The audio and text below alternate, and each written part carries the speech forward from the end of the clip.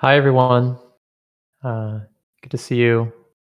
Good to be back um,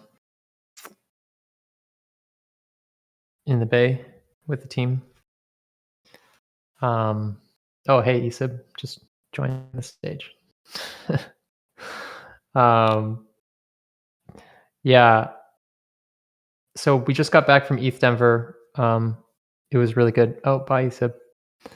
Um, I guess we'll see you later. Yeah, so we just got back from ETH Denver um, earlier in the week. Unfortunately, like most of the team that went got sick with COVID. So we've been pretty like blasted for the past couple of days, but the team is recovering serious. So that's good news, but definitely a little bit of downtime. Um, this is like a forced booster, I guess.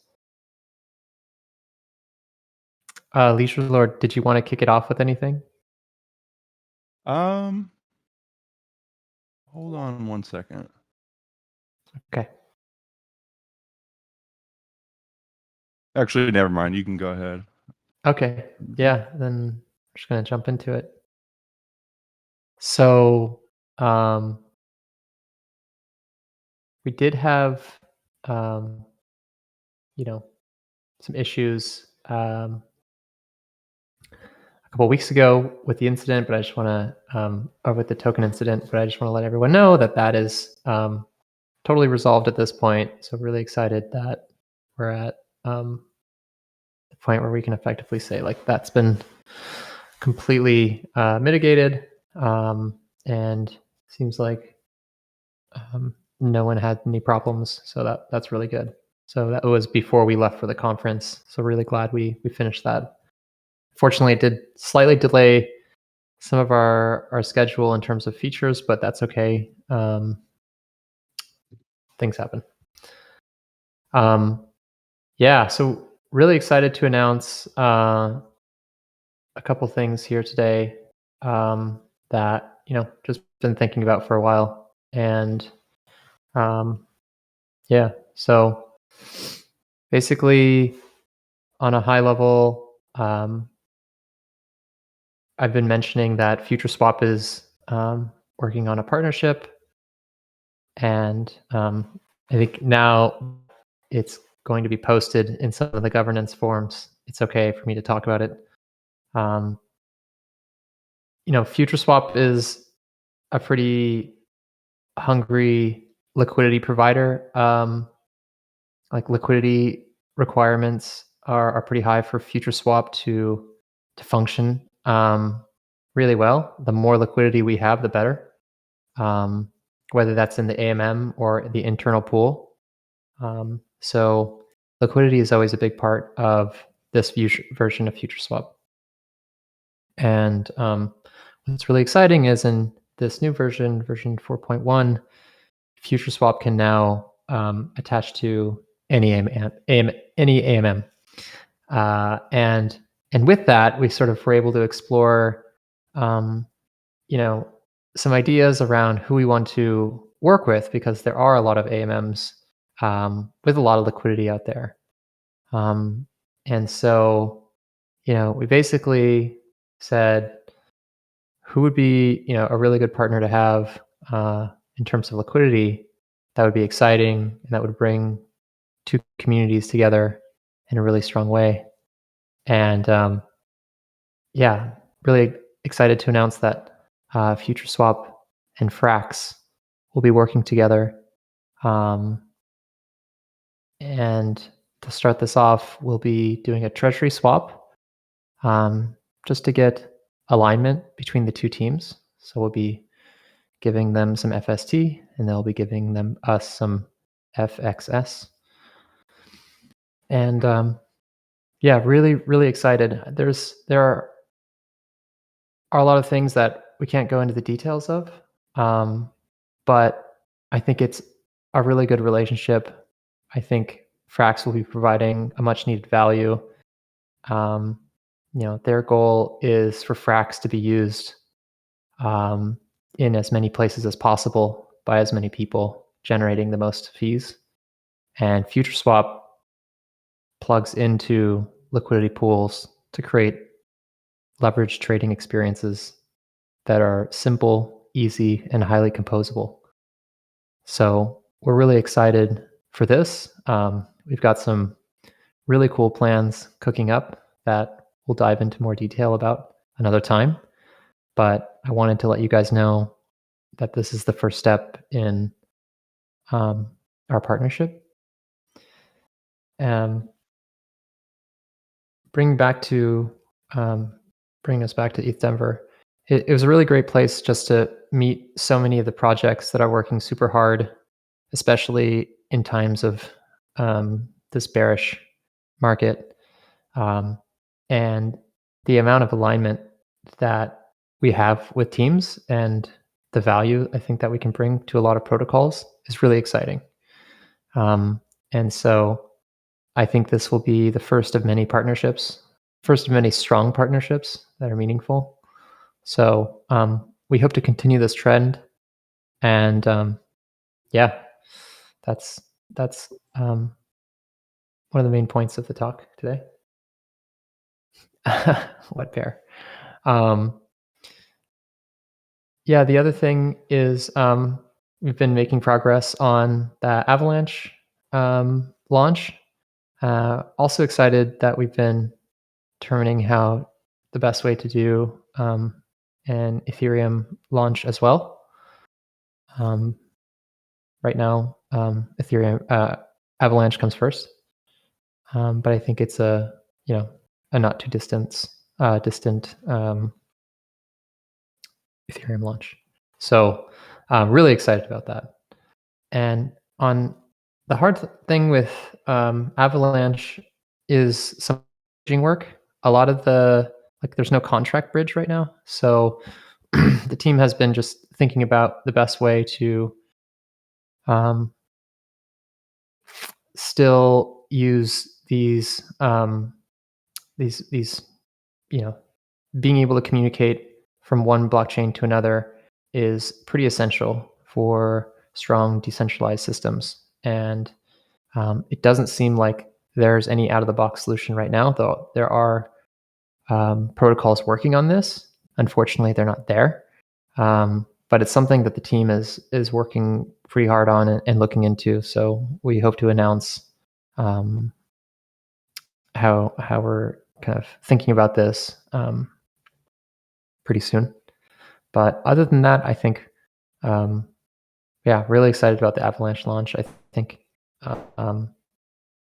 there's a lot of interesting smaller projects there. Certainly not as large as Ethereum, but I think it's interesting to see their user base and really the options that are there in terms of leverage trading. It seems pretty lacking. So I think it's a good place for Futureswap to focus on and add a lot of value to that ecosystem. That's most of it. Hopefully, early next week we have our LP risks doc shared. I know we said we were going to get that out. It's already done. I think it's just moving it into the Medium format. Everyone's just been, like I said, pretty under the weather this week, so it's been things have been a little slow. So I appreciate you guys for being patient on that. Let me look at the community call questions. Derek, I can update on new hire stuff. That would be great. So we have some really exciting news. We have a marketing director starting on Monday, which we're super excited about. Hopefully we get a lot more eyes in here, and we're just super excited. He's a really, really cool guy. And so we have some hires that we're kind of prioritizing: senior product manager, content writer, data scientist, and senior front end engineer. Let us know if you know anybody. And that's it. Yeah, super excited to get our new hire in on Monday. It's for the marketer role. We've needed a lot of marketing help for a while, so really excited to get this get this filled and work with this person. They seem really amazing. Um, I think I'll let him on Monday communicate some of his background, and it'll be great to just intro him to the community. But someone who's been in marketing, more traditional marketing, but is also in crypto. He's pretty T-gen, so really excited to bring that, and just someone who really cares about detail, which is really important for us. It's being methodical and being really well thought out is something that I think is what teams um, strive to get, and we found someone who really cares just about all the small details and has like also the big picture view. So really, really excited for this. Woo! I like the sound effects. Yeah, I thought I'd get a Extension. little hype in there. Nice. Yeah. What does anyone want to come on stage and ask questions? Happy to happy to cover anything people are curious about. Um, also, like we can address some of um, the statistics that we've been getting recently, which obviously volumes are pretty low. We have been turning down rewards. We are working on a new model for tokenization, um, and we've been getting a lot of feedback. We hope to make a final decision in the next coming week. And so um, I think these things are related, but really excited to focus on the trade experience. We've been working with Angela on getting lots of user feedback, lots of user interviews around just how to make the system better, what people care about, what's interesting for them, and how we can sort of make a better experience all around for traders. So really, really great work, and we hope to implement that for the next launch as well. Yeah, swap adapters soon. I can answer that. Yeah, so swap adapter should be coming. Like I said, we'll be launching this on Avalanche. I don't have a timeline yet, but it's in the order of weeks. So hopefully before the end of March is definitely the goal. So we've been testing it on Avalanche's testnet. So just making sure everything is running smoothly, and there's some features that we want to get in, such as order types, that we just need some polish and just non-contract work as well, and then UI fixes. So yeah, swap adapter is coming, and once it's here, it's pretty, a lot of the work will have been done once the first one launches, and then after that, it's just sort of copy and paste, um, and making sure that the bridging work is there. So there's just been a lot of things for us to think about in terms of like, okay, now that Futureswap is multi-chain, how do we think about how to transfer tokens? We know a lot of the hacks that are going to happen on these bridges. How do we mitigate that as much as possible? Do we change some of our token design? And just trying to be really thoughtful about where we are and how to avoid sort of the accidents most teams would get into. So hope that answers that. If I get a V2 tet, tell them, are you allowed to change it? Bye, hi guy. That's awesome. Yeah, we still love the old. We might, hey, who knows? We might, I'm a big fan of the first one. I like this one, but I'm a big fan of Yeah, it has that legacy kind of feel to it. it does. It's like, it's like the Atari symbol. It's like it can never really go away.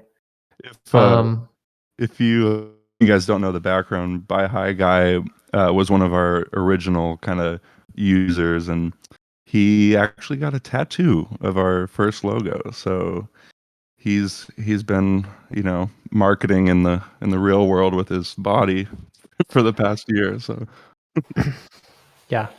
By Hi Guy, you provided us with an immense amount of entertainment, interest, and wow. So yeah, we love you over here. What is the vision for FST in 6 months? Yeah, I think that's a really important question. For me, the vision for FST in 6 months is really something that I notice is, you know, Futureswap right now doesn't have a large user base of traders, and I think that's the highest priority item to fix. And so all of our efforts should be going into making sure that it's easy for us to onboard new users, and that we provide enough value that even if you do trade on a competitor, you simply cannot get what Futureswap has. And so if you want exposure on these pairs, you must use Futureswap. And that's why we've been very aggressively thinking about, okay, how do we expand in areas that are, medium to small cap tokens that have, that are areas that have high growth, high volatility, high growth, that either people really want to short or really want to long or really want to use as a trade strategy because they have some kind of tokenomic design, such as single-sided staking. Um, you know, I think this is really important that just the user base and usefulness of Futureswap grows, and that Futureswap can very easily capture a lot of the most interesting tokens on the main chains. So if there are 6 main chains that people are using, the top 6 chains, Futureswap should be there, and they should have the top 10, top 20 tokens on each of those chains, and that experience should be a very unified experience. So it should be very easy. So that's a little bit about, and then just I think really another big piece of this is like Futureswap helps the protocols we work with. So if Futureswap has a pool on your token, our traders are literally giving you fees, which results in higher APY, which results in stronger liquidity pools. And the more volume traders do, the more that increases. And so that feedback loop is a very positive feedback loop where other protocols really don't have that at all. Um, any like pure perpetual has no effect for the LPs of that token or that protocol, but Futureswap does. So the alignment between projects that want to generate more trade volume, more trade fees, Futureswap is sort of the perfect solution for this. So making sure that it's very easy for protocols to use Futureswap, a big piece.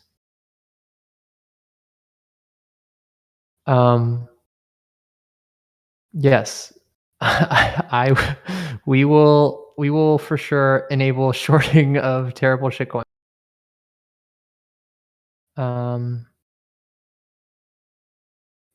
yeah. So, oh my god, that's the tattoo. If anyone was wondering, that is the tattoo. It's hilarious. It's beautiful, actually. It's amazing. Um, yeah. So that's Chris D. I hope I answered your question. That's a great question. Um, let's see. Yeah, so actually, Starfire, we have been chatting with Trader Joe and some other AMMs. We're really, really excited. We cannot tell you one of the big pieces, but there's a very big piece here that we're really excited about. And hopefully, in the next coming weeks, we can tell you. But also, certainly, we'll probably start with Trader Joe. I think Trader Joe has probably the best community on AVAX. I think it's ridiculous how well they've done. And I've been talking with that team. They're really great. And I think we're aligned on how Futureswap can help them as an AMM and also the protocols that they're on. So we'll be making sure to market with them and communicate with our communities how to sort of launch pairs together and what pairs would be exciting. Um, let's see. I think somebody mentioned wondering how ETH Denver was. Oh yeah, Um, ETH Denver was really good. The lines were insane. Basically, I think we spent like, I don't know, 40% of our time outside in the cold in line. It was ridiculous. As you know, there was just an insane amount of people there. It was a terribly organized event. I don't understand how it was so poorly organized, knowing that 15 times the normal visitor count was going to be. They went from like 1,000 people to like 15,000 people, and yeah, somehow they thought like, yeah, this is gonna be. It was just we don't need to scale. It was terrible. It was a disaster. Um, yeah. I, Sorry, go ahead.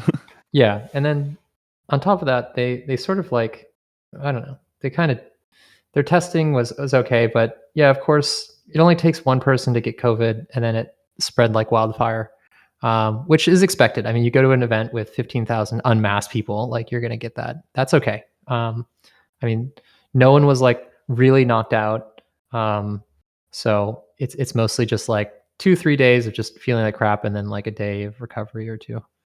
So, um, yeah, Yeah, one of the positives about the line was it was basically like where the networking was just in the lines. yeah. Because There was quite a bit of mingling in the yeah, lines. because once you entered the venue, you had your talks and people were kind of just watching. There was a good amount of networking, but when you're waiting in line, you have nothing else to do other than talk to people. So that was nice. Yeah, but I would say that Futureswap spent a lot of time um, speaking to other teams, understanding kind of like how we can make it better, how we can work with protocols.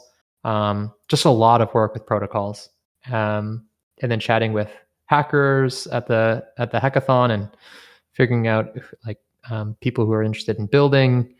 Um, yeah, so there's a lot of really good feedback. Just it's always nice when you can, go up to the urine booth and talk about how we could do a partnership. So that's really awesome.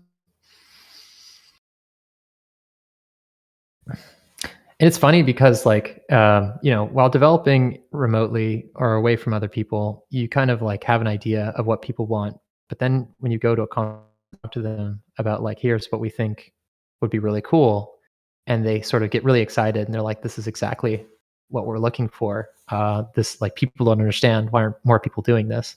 It's really cool and kind of validation for the direction that you're going. It's just it just sucks that it takes so long to build this stuff. But yeah, Yeah, the depth of the conversations when you're in person is just so much different than when you just have like an hour long meeting with somebody. So that was really nice. yeah, it's really nice. Um, oh, you heard the urine booth.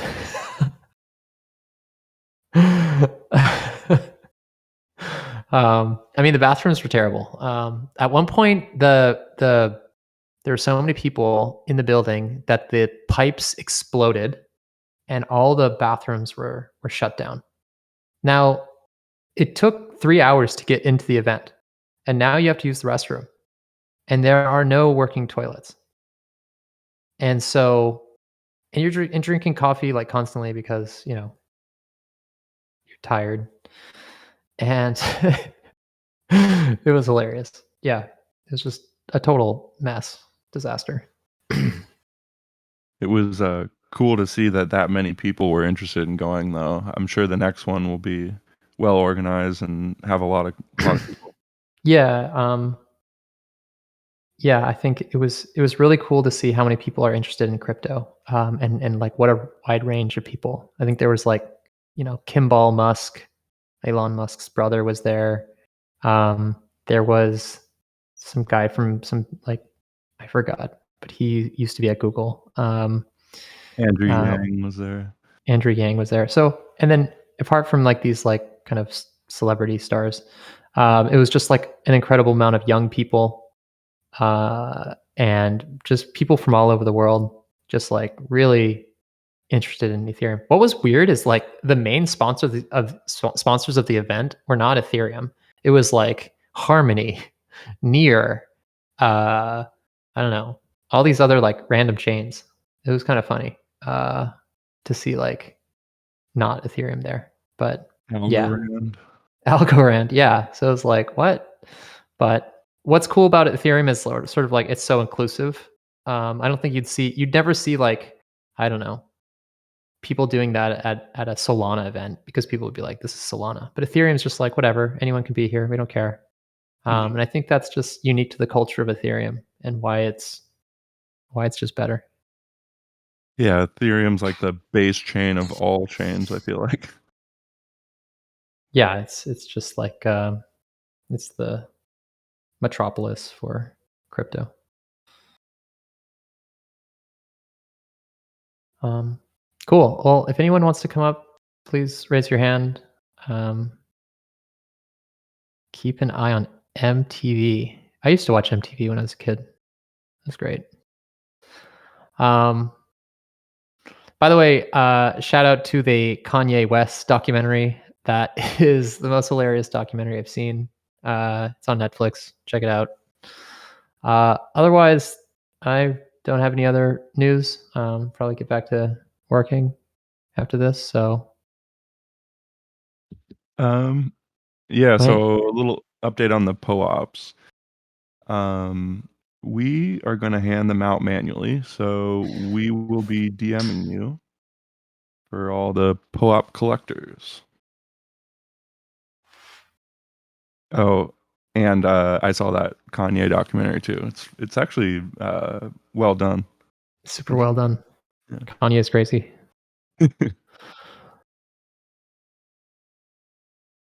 I mean, Starfire Temple. It just seems like Temple. What's the deal with Temple? I mean, it looks so cool, but the more I dive into it, it seems like it's sort of they sort of botched a couple of things. Like it seems like a botched launch a little bit.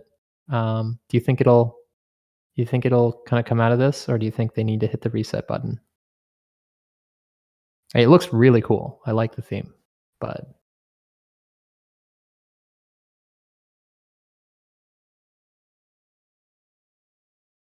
Multivac L1. Oh, Yeah, that's what yeah. he meant by MTV. Multivac. Okay, I'll check out Multivac. We only go where the liquidity is. So, Christy, so long as there's liquidity there, Futureswap can be there, but liquidity's got to be there. Um, cool. I think that's about it. Um, yeah, thanks a lot, Sid. Really exciting. Um, we apologize for. I mean, I apologize for just the slow progress, but we definitely are working hard. We've got some really cool announcements, and things are going on in the background that we don't necessarily publicize. But yeah, things are coming together. Really excited, and now we've really grown the team quite a bit. So this team is amazing.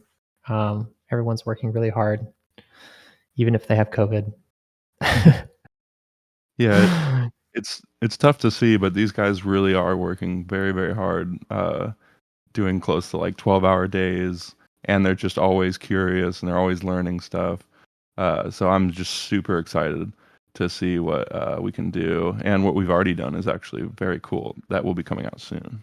Should we do like a Twitch style, like just like get a camera to follow the team around and we'll like document Yeah, almost like the Kanye documentary. We'll just like, you know, just document everything.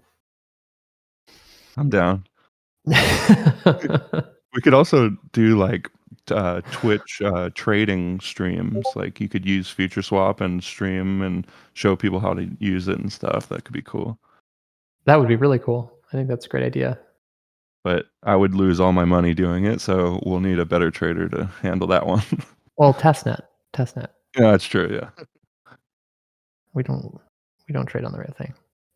Oh Thanks, yeah. Mark. Okay, guys, let's shut this thing down. All right, guys. Thanks a lot for coming. Thanks a lot. I'll send you guys popes. All right. See ya. Co-ops. Po-op.